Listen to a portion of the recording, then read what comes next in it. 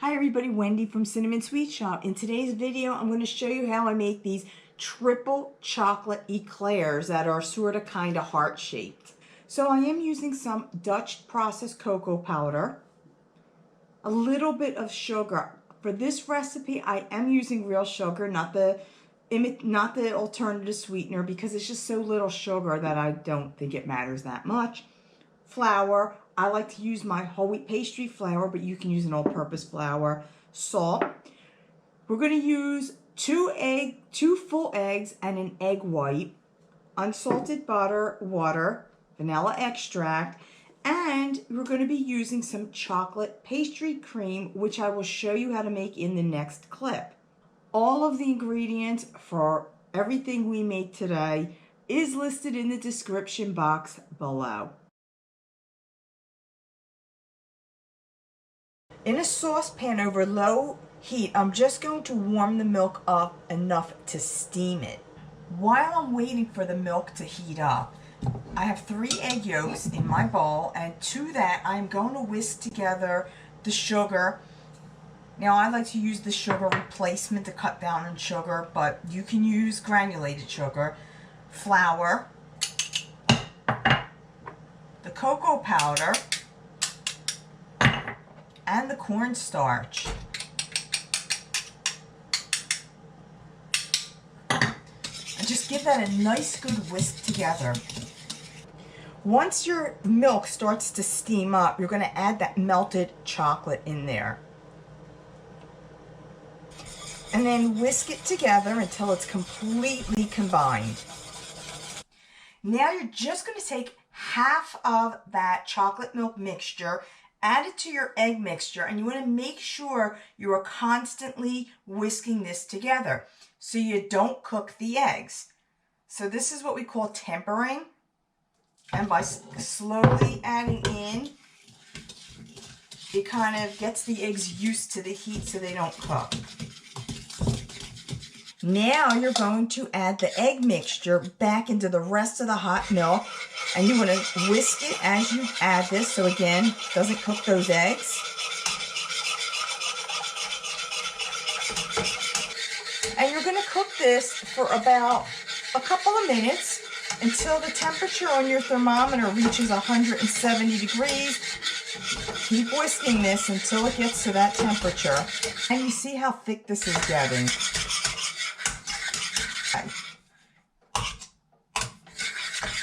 Remove from heat, stir in the vanilla extract, or whisk in.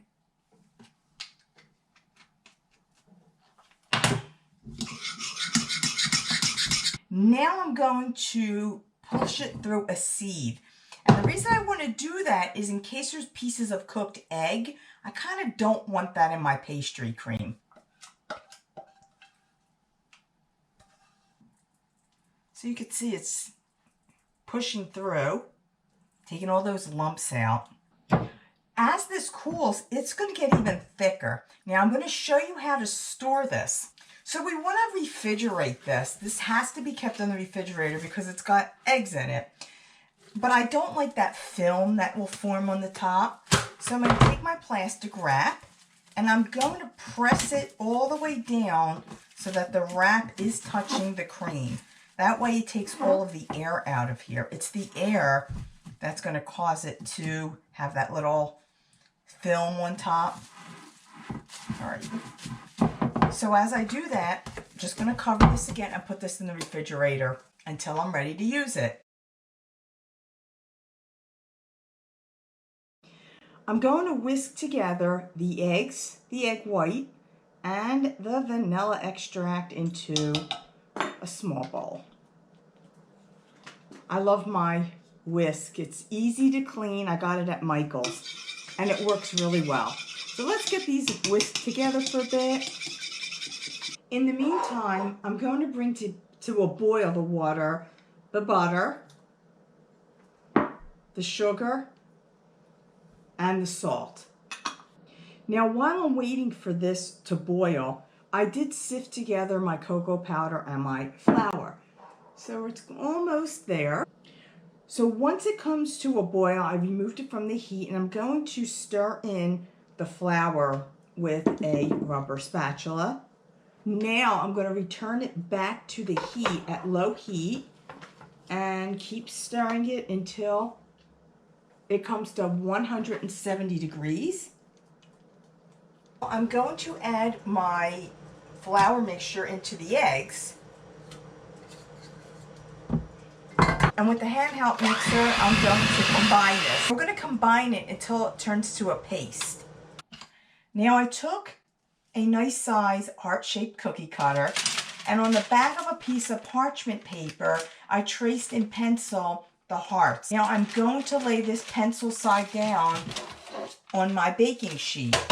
Before I start piping, I did preheat my oven to 425 degrees. I filled my pastry bag with looks like a little smaller than an inch tip, and I'm going to actually put a little bit of pastry on the edges to hold it down. Just use my finger for this. That way it won't slide around.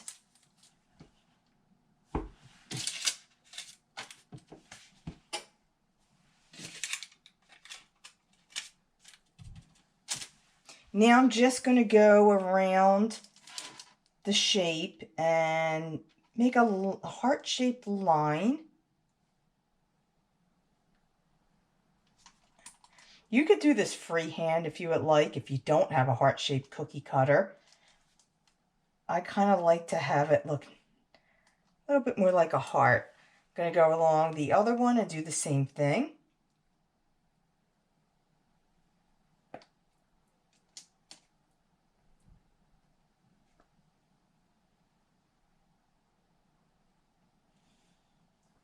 I'm going to go make another line on the top, make it a little extra thicker. There may be some air bubbles in the bag, that's fine. And this doesn't really have to look perfect because it will bake it.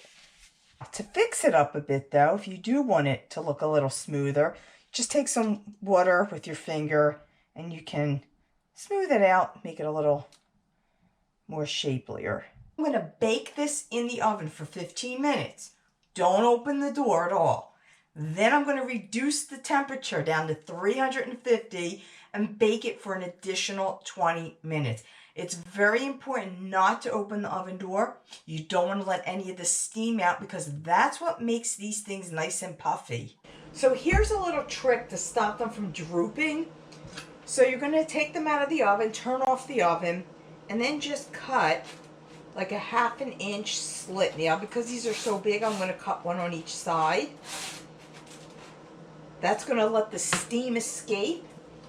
With the oven off, I am going to put them back in, but I'm going to use this wood spoon to kind of hold it open so it doesn't close a little, to let some of the heat out. That way it'll let the steam escape and your profiteroles or your cream puffs will not sink. Once your profiteroles, or so your puff pastry, has cooled, you're going to slice it in half like I did with these. See, I have 2 halves of the heart. I'm going to take my pastry cream. You could put this in a tube and do it neatly. I'm not. I'm just going to spoon it across because nobody's going to see this anyway, but they are going to taste it. So I am going to spoon it across. You could put in as much filling as you want. I don't really want it pouring out the sides. And then just place the sandwiches back on top. For here. So I'm going to do the same with the other one.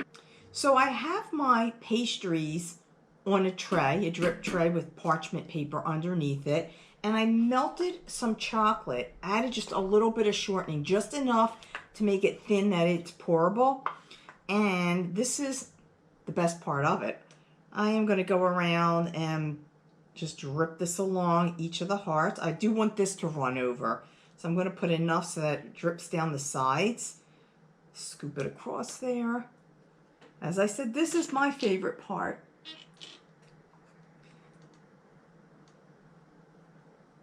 Now I'm going to let this set till it's completely hardened and dry. You could put this in the refrigerator or leave it out at countertop.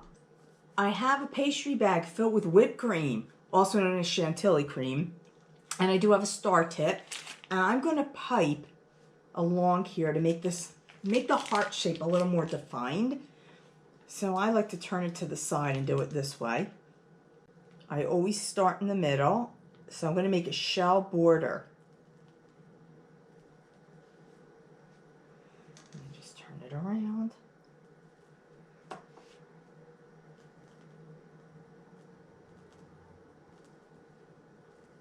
Down that way. If you've watched my heart cookie videos, you see the technique that I use.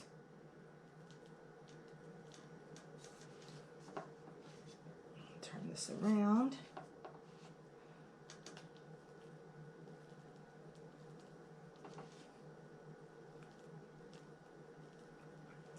And I finished the one. I'll turn this tray so you can kind of see what it looks like with that one. Now, if you want, you could put some berries on it. You could put some chocolate chips, sprinkle some cocoa powder on top. That's up to you. So don't forget, smash that like button, thumb it up, share this video, and subscribe to my YouTube channel. And I will see you in my next video.